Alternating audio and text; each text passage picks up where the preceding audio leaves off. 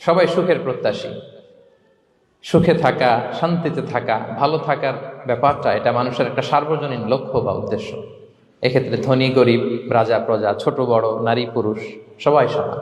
সবাই আমরা সুখী হতে চাই, শান্তিতে থাকতে চাই, কেউ কষ্টে থাকতে চাই না।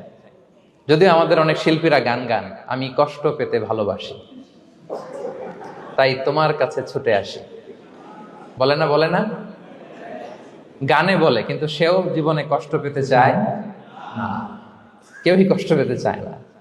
এটা গান মেলানোর জন্য বলেছে যে আমি কষ্ট পেতে ভালোবাসি, তো আসলেই কেউই কষ্টে থাকতে চায় না। সবাই আমরা সুখী হতে চাই। কি হতে চাই? কেউই কষ্টে থাকতে চাই না। তো কিভাবে আমরা একটা সুখী সমৃদ্ধ জীবন পেতে পারি, এই টপিকের উপর আজকে আমরা কিছু কথা বলবো।